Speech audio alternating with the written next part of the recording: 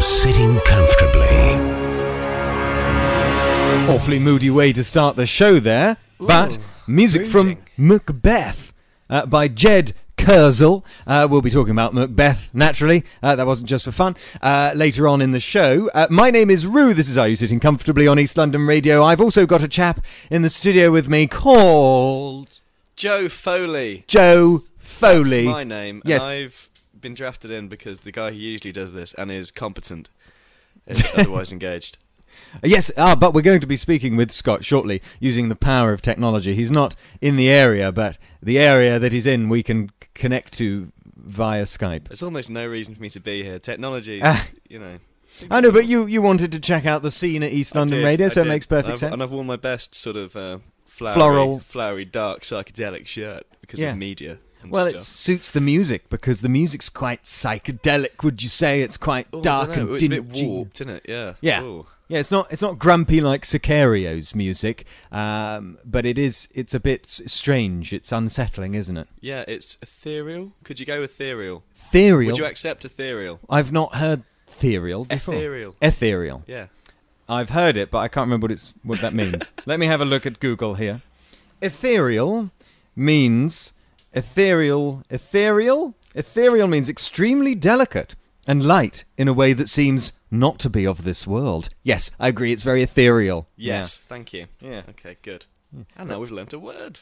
I think it's some sort of solvent here, according to Google. Not sure. It's ether.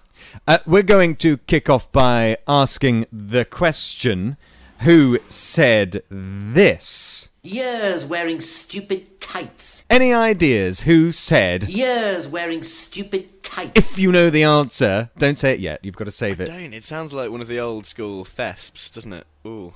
Years wearing stupid tights. Yes. Well, it's the complete obliteration of two separate vowels. A clue is that it is quite precariously linked to the movie that we're discussing today. Not in an obvious way, I'd say, but it's there. The link is there. But before we get on to Macbeth, or as we should probably call it in the studio to save things from falling on our heads... The Scottish film. The Scottish film, yes. What kind of movies, Joe, do you enjoy? I've not cultivated enough of a personality to have a cogent film taste. I have the attention span of a gnat, and I sort of watch things and then forget them instantly unless they're really, really good, or I feel bad about forgetting them. So if it's something very moving, like something's just gone off in my pocket and I'm dying to check it out. I mean, that's my attention. I could have phrased that better. Gone off in your pocket. But what? So you must have one sort of even if it's sort of a childhood favourite that lingers in your mind as a good fun film. It's Chicken Run, right? Chicken Run. I bloody love Chicken Run. Not even... Why Chicken Run, not Wallace and Gromit? Well, I think a lot of it is... I know, the chickens have soft northern accents, and so does my mother. Yeah. So I think it might be a sort of... Maybe I'm an Oedipal fan of Chicken Run. I think Chicken Run is just one of those ones they wheeled out at school every Christmas. That might be it. Maybe I've just been indoctrinated. Sick of it. Would you like to give us 30 seconds worth of what happens in Chicken Run? I will do my absolute best. Okay, right. Here we go. In 3, 2, 1. Right, so it's basically the Great Escape with chickens. That's how we can position ourselves on this. They're a group of chickens. They live essentially in captivity. They're not free range, but they live in Yorkshire, so they've got a better life than most. They're quite bored. They've got one of them gets killed. That's the big moment. That's the tearjerker. Mel Gibson's rooster comes in. He's a rooster. He promises them that he can fly. He can't fly. He's a rooster. He's wrong. They eventually escape. They build a plane. I like how excited you got there. It's exhilarating. Have you ever seen a chicken fly a plane outside of Chicken Run? Never. Outside of Chicken Run, no, I can't say have. There you go. But what struck me even as a child about Chicken Run is that there's that scene where they're all in danger of becoming pies. Yes, in the factory, I missed out the pie sequence. Very similar to the scene where they're in the factory in Wallace and Gromit. Is it the wrong trousers or something? Yeah. And I remember thinking they've done this before. They might have used the same set. Yeah, no, well, plasticine. Be quite easy to. So, gag.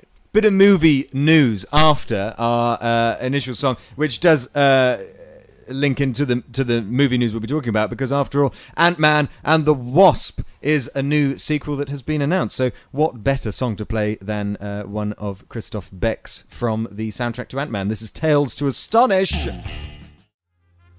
Little bit cheerier there than the music we came into from Macbeth. It was very 60s Batman, a little bit surfy. I like that. Bit funky, bit James Bondy. Oh, yeah, sort of like Roger Moore era James Bond. Yeah. It was that little trumpet there at the end that did it. Now, as I was saying earlier, with the power of technology, do I sound strange in my headphones talking of technology? But can you hear me fine? I can hear you fine. good. I can hear you, obviously, because you're in the room. Sound with very me, basic. but We're going to call Scott all the way in... I can't remember where he is. I've got no idea. I think it's Cardiff. We've never met. I can't remember. No, you need to meet Scott. He's a lovely man. I'm sure. Here he comes. Skype's doing its thing now. He's should have planned this better. But no, what we're going to talk about is, of course, Ant-Man and the Wasp. You haven't seen Ant-Man. Never seen Ant-Man. Scott has. But It'll be much more useful in this segment now. I think that it was really refreshing as a Marvel movie. Scott's on the line. Hello. Hello. How are you? Oh, God, you sound like a Dalek or a Cyberman or something. I'm terribly sorry. I've got a bit of a throat thing as I've been drinking heavily for the last 3 days. Where are you again? I'm in Cardiff. Ah, I'm yeah, at I a was film right. festival. So have you seen the TARDIS recharging while you're there? Not yet. It's on my list of things to do, but I keep waking up too late with a horrible hangover, so I've not actually got into Cardiff very much, just to the cinema to see all the films, sadly. Oh, so because you're hanging out at a movie-themed doodah, aren't you, today? Yes. Well, a movie-themed doodah. It's a film festival. Yeah, that's exactly what I mean, naturally. Tell us a little bit about that, but first, what do you think of this Ant-Man and this, the Wasp news? You'll have to recap the Ant-Man and the Wasp news for me. Well, basically, What's happening with it? It's a sequel. It's getting. Everybody thought Ant-Man would be a one-off, but now there's going to be another. Oh, how weird. Why weird? I suppose they set it up in the first one, so it's not surprising. I just hope it's going to be good, because they already have the kind of they had the sexual chemistry and the relationship building up on the first one. So the next one, I don't want it to be a love story. It's still got to be a kind of Marvel. Well, it's going to be a better love story than Black Widow and the Hulk, surely, in the Avengers Age of Ultron. That was a very strange one. Yeah. What was her name? What? Scarlett Johansson and the big green fella. Yeah, that's. I don't think anyone was expecting that, really. That's very, very strange. But hey, who doesn't like a big burly man turning green and throwing you across a room? Well, would we rather it be Jim Carrey as the Mask, or that would just be weird? I think. I think I find Jim Carrey as the Mask more attractive than Mark Ruffalo as the Hulk. Is it Mark Ruffalo? It is Mark Ruffalo. Yeah. I don't think anyone finds Jim Carrey attractive in The Mask. It's very weird. He's got lovely jawline. Good jawline. He has got, well, I think that's wonderful teeth. Fine. Very smart. Tell you what, you can have Jim Carrey in The Mask, and I'll get thrown around by the Hulk, and we'll call it even. So you would recommend Joe goes to see Ant-Man before the sequel comes out? It's not your average Marvel movie. You know, your average Marvel movie. It's got a bit of a funnier angle, hasn't it? It's your man from Clueless.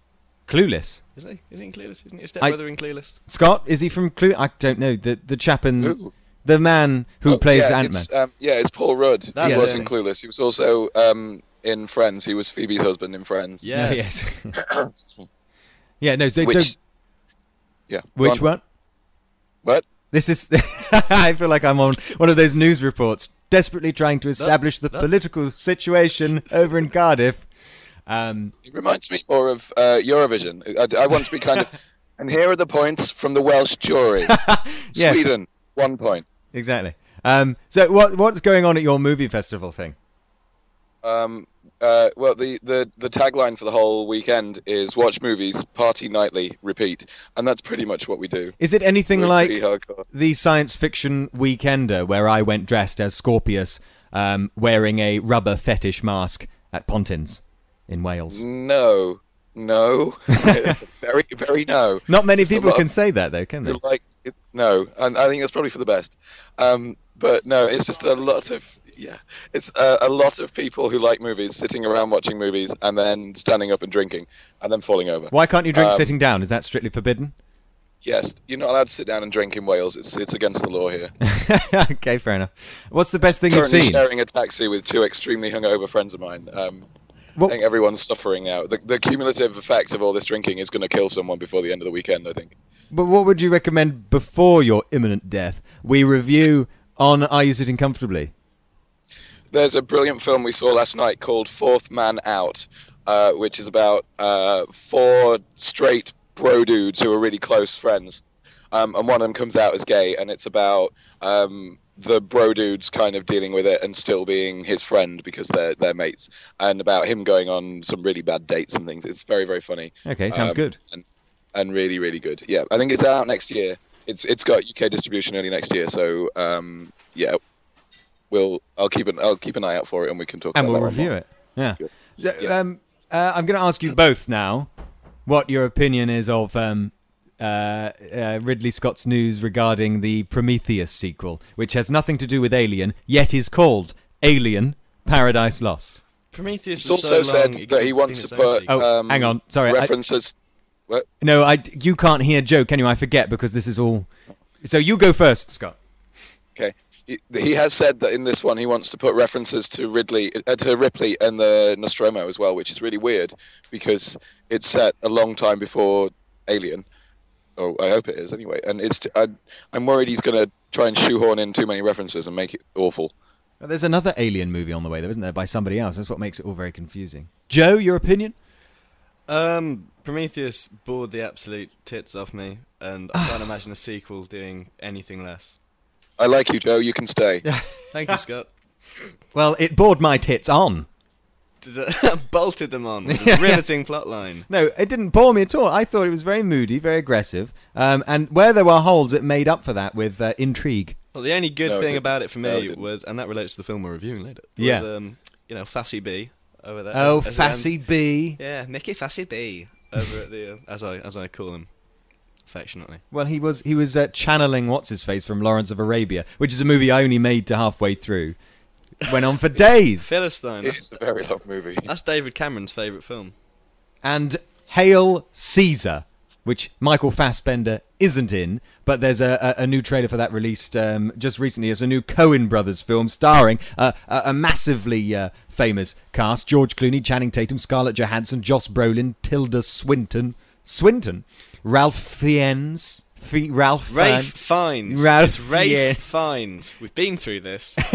Etc., etc. It looks like a barrel of laughs, doesn't it? Do you think it's going to be sort of up there with Grand Budapest Hotel, or it's going to be more of a throwaway nonsense? It's difficult to compare things to Grand Budapest Hotel because it's got such a definable style with Wes Anderson's direction. But I think this is more along the lines of the producers, that kind of vibe, where it's a show within a show theme as well, which is similar.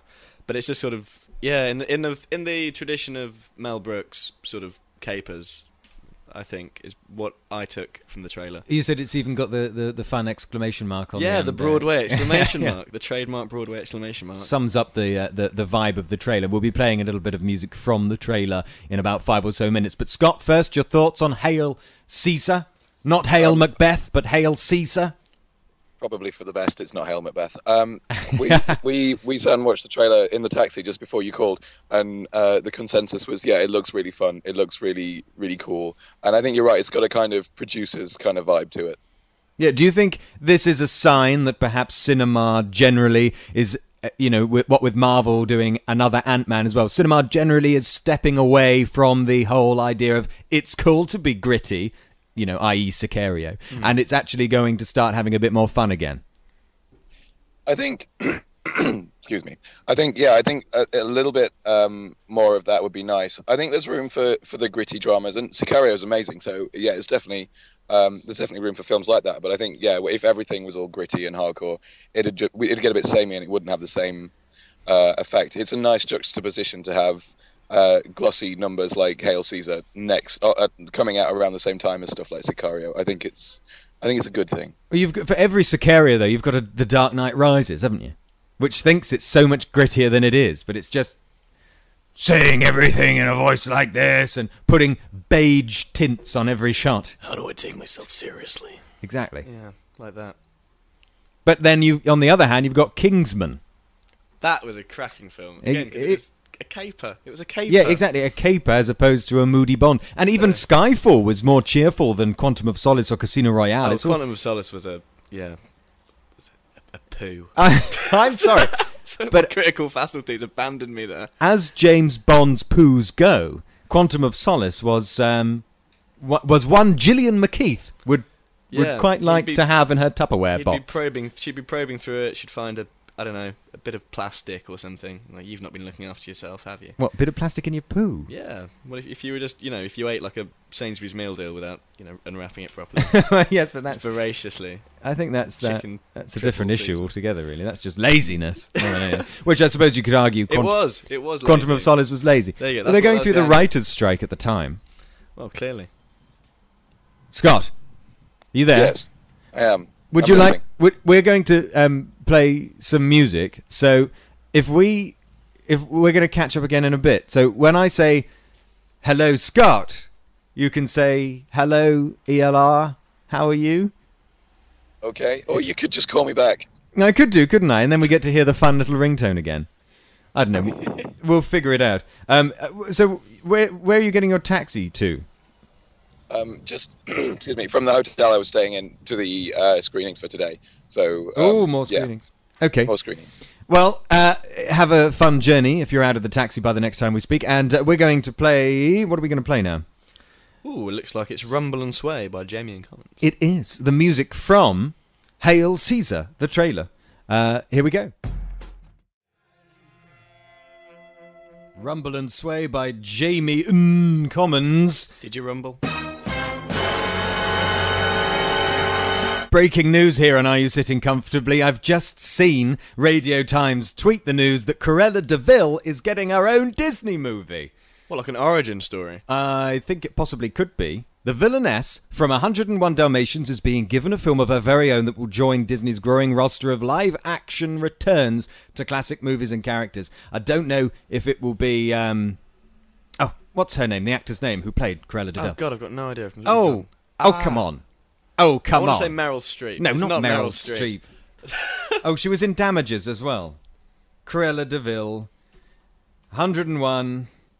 There are people screaming, hopefully, at the at the radio. Oh God, my housemate's a huge Damages fan. It's gonna come to Glenn Close, of course. Glenn Close. Yes, I don't know if it's going to be Glenn Close, but we can find out and keep our listeners updated. So, if you know the answer to the question we'll be asking for the rest of the show, who said this? Years wearing stupid tights. Any ideas? Who said? Years wearing stupid tights. Still no idea. I want to say Derek Jacobi, but I'm probably wrong. You are wrong. I am wrong. Yeah. Can confirm. No, nothing. I imagine it's quite a small man. I'm narrowing it down to a small man. He's got the voice of a small man. He sounds like a small man. He sounds like a small man who enjoys port. That's what I've gathered from his voice. Well, if you're at home shouting Glenn Close at the radio, you're now wrong because this... Years wearing stupid tights. ...isn't Glenn Close. But if you do have the correct answer, tweet us at ELR Comfortably and use the Facebook page.com/ELR Comfortably. Let us know your thoughts. Years wearing stupid tights. Now, unfortunately, it's time for me to give you 30 seconds worth of what Macbeth is all about. I don't feel very good about this one. Oh dear. Okay. So Macbeth in 2015 is all about slow motion shots of the countryside and walking about in clouds. A bloke called Macbeth is egged on by his wife, not so much in this one, but in all the other stories, to kill the king and therefore become the king. So that's what he does. But then obviously he's overcome with grief and regret, and their lives begin to fall apart. And he kills a bloke's family, and that bloke gets revenge, and it's all kind of neat and tidy after that. It's kind of a straightforward story. I don't know why everybody raves about it. Oh, we are going to fall out. We're going to have a big argument because bust up. Scott's on my side Scott's on my side. We're not completely blown away with the new Macbeth, but you are. You like it. I can see why. I really liked it, but that will have something to do with the fact that I've never seen Macbeth in any other form. But I don't know if that is entirely like what makes you like it, because I know that I've seen bits and pieces of other Macbeths, but none of them stick in my head. This one will, though, because it's so visually striking. Exactly. I mean, you can't fault the cinematographers there. I You mean, can't. They're going to win some big awards for that because it's just amazing. The landscape's the real star of that film as a result of the cinematography. It's true. Yes. It's beautiful. It's all The craggy. mood. It's like a grass realisation of Michael Fassbender's face. Yeah, well, pretty much. I see what you're getting at. Striking and craggy. Do you want to listen to The Yellow Leaf by Jed Kersal before we delve into a review? I'd absolutely love to. All right, here it goes. Hit it. It's a nice slow build. Macbeth, upon its screening, at the end of its screening at the 68th Cannes Film Festival, received a 10-minute standing ovation. Would you have joined in, It got Joe? that in Peckenplex yesterday when I went to see A it. 10-minute standing ovation in Peckham. I was carried out by porters. Yeah. What, like on their shoulders kind of thing? Was it No, that much of a celebration? The film's over. Please leave. I didn't get that. But to tell you the truth, and Scott will back me up on this, we were in not a particularly late night screening, and I've never seen more people leave the cinema midway through a film than in that screening for Macbeth. Endless, just rows of people just leaving, just bored, mindless.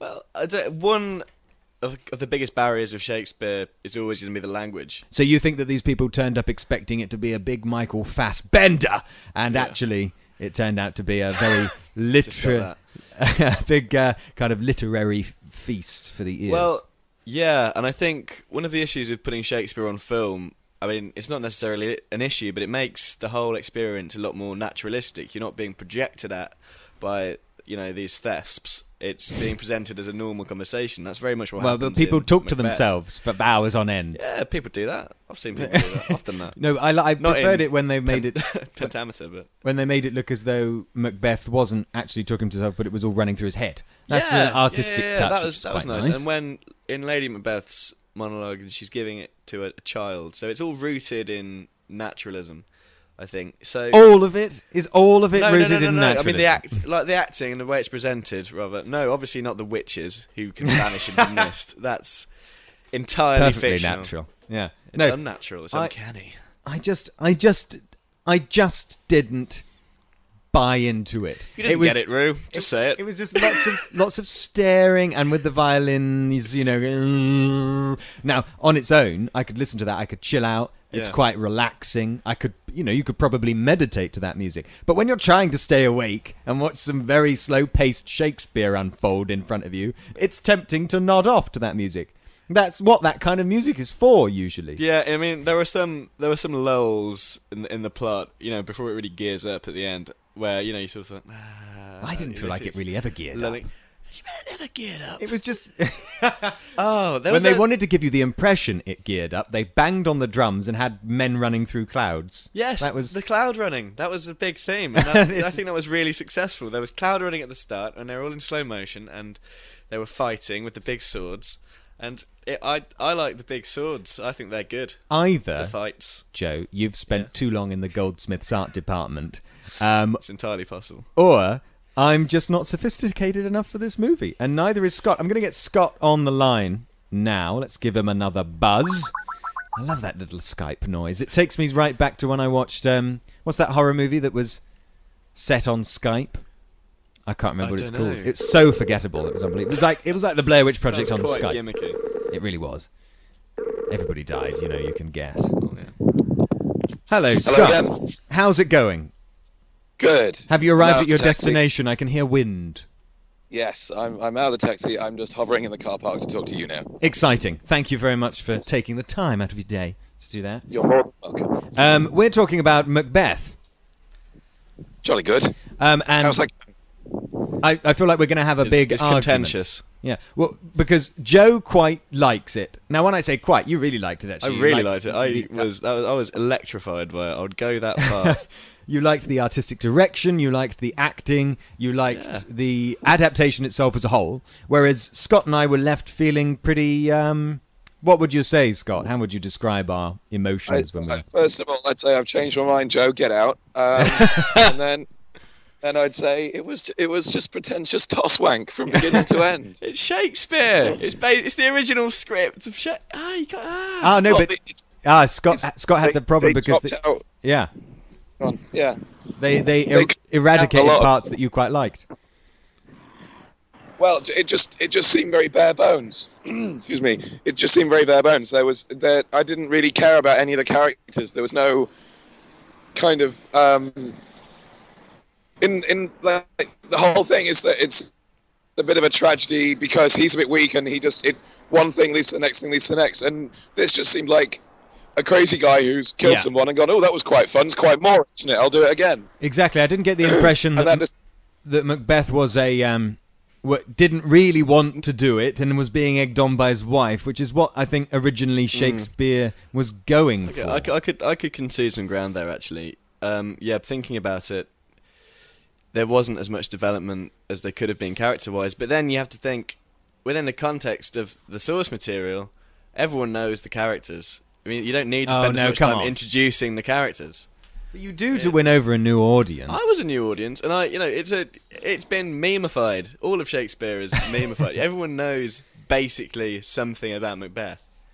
But it was pretty much anyone who went to school in this country, anyway. Paint by numbers. I didn't feel that the characters' actions after, of course, the initial murder of the king actually affected anything. It was just I've got to kill them now because of this reason. I've got to kill them now because of this reason. Until basically somebody kills me because they're angry that I kill people. I don't know if this is just a problem I have with Shakespeare, because it might not be a problem I have with this movie. I mean that is the source material. I mean they cut some fat. I think. I mean they couldn't have done that film in such a stylish way and still have the line Hubble. Is it Hubble Bubble Turn and Trouble? Is that from Hubble Bubble Turn? Oh no, you're right. Yes, there are some lines that you just where you couldn't have that and then have Michael Fassbender cutting someone in half with a greatsword. It's different. I mean, visually it was beautiful. I really liked the way it was shot. There was some really. I mean, they were a bit silly. They kept having meetings on hilltops instead of inside a building. What was that about? That's cultural. It's a Scottish thing. Yeah, but it did look very, very nice, and I just think there was an opportunity to make it accessible, like you say, to a whole new audience, and kind of really bring people in. Think kind of how Baz Luhrmann handled Romeo and Juliet. Exactly.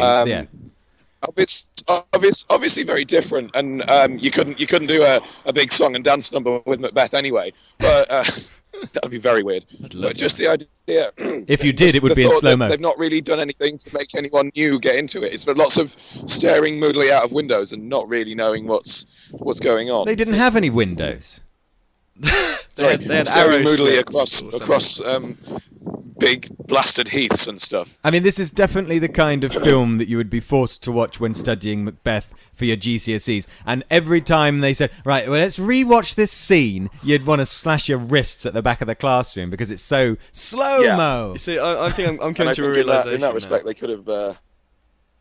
I've come to a realisation that I didn't like Baz Luhrmann's Romeo and Juliet, so I'm a horrible cultural snob and an elitist, and that's why I enjoyed Macbeth. I quite liked Baz Luhrmann's Romeo and Juliet because he kept the language, but really very much brought it up to speed. The context in an American setting. I'm sorry. The modern context, visual context, and everything, really allowed you to have that layer of understanding on the language that otherwise is a bit difficult to dip into now because we've moved so far from reading anything like that. Yeah, I mean, one of my few and far between bugbears about Macbeth was the language is complicated. Yeah, you know this, but it was also barely audible in some parts. There's a lot of mumbling on hilltops.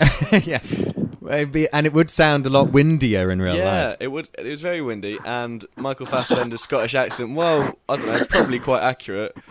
Was accurately impenetrable. I just like the way that all of the conversations they were having on hilltops they probably could have had in rooms, and the one conversation that Bloody cold. that Michael Fassbender needed to have on a hilltop, on a secret hilltop, he had in a room full of people, asking if that bloke had successfully killed his friend and his son in the middle of a room full of dinner It's the guests. scene from the play. You can't mess around with it too much. Yeah, but if it was on stage, And anyway, the point of that scene, I think, is to show, you know, the level of power that Macbeth's achieved. Because he can say that in a room, people will go, they'll do a sharp intake of breath, but they won't say anything. do you think, Scott, that Joe is making excuses for Macbeth? I might be doing that. Hello, Scott, can you hear us? Hello, Scott. I think Scott's lost us. We can hear his traffic. It's quite soothing in the background. Yeah. Oh. I don't like it. It's scary. It's like that movie I was It's talking like he's about. trapped in a film or something. In a VHS. I think we're gonna have to lose Scott, but we'll try and get back in touch with him before the end of the show just to say goodbye. There he goes. But yes, I hope he's all right. Anyway, Yeah, same. where were we? What was this? Macbeth. Yeah. Our thoughts and feelings on Macbeth. You like it. I didn't. I thought it was surprisingly short. And I think that it at the end with that little kid running through the clouds with, pardon me if that's a little bit of a spoiler, but with the kid running through the clouds with the sword at the end, it was like they were setting up Macbeth 2 or something. It had a very kind of sequel edge to I it. don't think. I actually wasn't. I didn't fully get why that kid was running through. Because it was pretentious. I That's didn't- why. It was saying I'm sure it was you symbolic. have to decide. I'm sure it was symbolic. It was. Look, okay. Basically, it was pretty. I liked it because it was pretty, and now I'm making excuses for the gaping plot holes that are now apparent. Not plot holes, but problems. I don't think it had plot holes. I I just think think, it was pretty straightforward yeah, stuff, other yeah, than the yeah. visuals. If it didn't look as pretty, would you really have been as blown away? No, but then I think when you're watching a film, the medium itself, you have to consider. It is a visual medium, and the cinematography is a massive part of how you enjoy the film. Yeah. You know, so I think it's And worthy of acclaim for that alone. I'll also add another layer to that, because I probably wouldn't have been able to get through it if it didn't look as nice as it did, and if Jed Kurzel wasn't playing us such beautiful music. It was gorgeous. Yeah. The soundtrack was really, really lovely. So we're going to play another one of Jed Kurzel's track before the end of the show. But just before we play Turn Hell Hound, which has some lovely drums in Will you it. say it in a gruff Scottish accent? Turn Hell Hound. Oh, that's much better. Sounded a bit like that bloke of Game of Thrones. Which one? Oh, the bloke with the face. Oh, yeah. Yeah, did. him. You're right. Who said this? Years wearing stupid tights. Was it him Who? off Game of Thrones? No. Him with the face? No, it's not him with the face. But who spent years wearing stupid tights? Years wearing stupid tights. Any ideas? Let us know at ELR Comfortably on Twitter. If you want to listen to the entire back catalogue of Are You Sitting Comfortablys, you can do so at mixcloud.com/Rubox. But for now, enjoy some drumming from Jed Kurzel. Makes you want to grab a bucket, some sticks, and join in. Oh, yeah. It's like a sort of gritty primal stump, isn't it? Joe, you've got a fascinating fact. I've got a nugget, a historical nugget. Go for it. Right, okay, so on the list I have in front of me, there are some talking points, because that's how radio broadcasting works. Rue has brought up the fact that Lady Macbeth, Marion Cotillard... Sorry, ignore the ambulance there. Just Yeah, no, I mean, passing that's to come and get the people who just died of boredom. what, having watched Macbeth? No, having heard my historical facts. Oh, right. Yeah, anyway, so much made of Marion Cotillard keeping her French accent for the film. Yeah. And then I thought about it, and I thought this will make perfect sense, actually, because in 1295, the old alliance between France and Scotland was established, which basically meant if the English start, you know, giving it all that on the international stage... As we so often do. Yeah, as we do, and have. And they're still doing. Yeah. All right, let's not get too political. Yeah, so basically France and Scotland say, if they start taking the mick, we will team up and fight back. So it would have made a lot of sense for there to be a marriage alliance between a Scottish and French noble woman and man, because that's how political alliances were made in those days. So her accent is actually adding an extra layer of historical authenticity to the Nicely film put. itself. Yes, that was my bit. In which case, Macbeth from me Drop gets mic. an extra few points. Yeah. Maybe.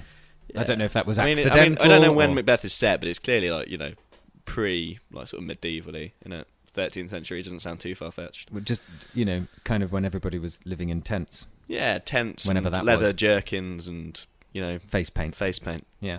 Fun time to be alive. Right, before we get Scott back on the line, I'm going to reveal the answer to who said that then. Any ideas yet, Joe? Who said? Years wearing stupid tights. No, I don't know, and I hate myself for it. I've got the answer right here. I'm gonna kill myself. That is for every schoolboy and schoolgirl for the next 400 years. Have you any idea how much suffering you're going to cause? Hours spent at school desks trying to find one joke in A Midsummer Night's Dream. Years wearing stupid tights in school plays and saying things like, "What ho, my lord," and "Oh, look, here comes Othello," talking total crap as usual. Oh, and... that is for Ken Branagh's endless uncut 4-hour version of Hamlet. Yes, it's obviously Rowan Atkinson Atkinson. as, Oh. I was going to say Macbeth, as Blackadder. He met Shakespeare in Blackadder Back and Forth. Yeah, the and Comic punched him Relief in the special, face. no? No, it was that? it was for the... Was it Comic Relief? It was I for don't the know. Millennium. It It was played in the maybe. Millennium Dome, when it was the Millennium Dome. Yes. Yeah. So we're going to play a little tune on our way out of the show in relation to that. But honestly, if I met Shakespeare nowadays, I might tell him to maybe make his work a little bit more contemporary. He was cutting edge. Yeah, well, at the time. I don't know, why are we still looking at this stuff in GCSE? No wonder people lose interest in English. Like, surely that's a specialist subject. You do English, and then you decide, actually, I'm going to take a butcher's at some Shakespeare. You don't do Shakespeare first, do you? Shakespeare's so relevant to the language. I mean, when I was watching Macbeth through, and there was these, various phrases from Macbeth that we just use all the time in everyday speech, and that are just constantly quoted, and that's really cool. That Shakespeare's given us all these. Well, words. you can learn that in roughly 1 or 2 classes. You don't have to sit through no. Macbeth or Hamlet and all the Fair rest. enough. It probably does turn people off. Although English. Hamlet is quite good. I'm going to try and call Scott again once more, just so that we can say goodbye before the end of the show. And big up next week, where he'll be back and find out what he's doing until then. But if we can't get hold of him, no worries. We'll plough straight through into the finale. It's a fun tune. I don't think we're getting through to him. It's not happening. No. Never mind. It was worth a try. But I'm sure he would say it's been a pleasure talking with you, Joe. It has been Scott. for me. And hopefully we could get you back doing little nuggety facts again. I'd love to be the Nugget Man. I'd Dear me. adore that. The Nugget Yeah. Man. Have you seen the Nugget Man? Etc. But let me I've just got to find the, the finale song here. I should have prepared this. It's been a pleasure, Joe. If Likewise. you want to listen once again to the back catalogue, you can do so mixcloud.com/Rubox and follow us on Twitter at ELR Comfortably. Lovely. Join us next week for another thrilling episode of Are You Sitting Comfortably?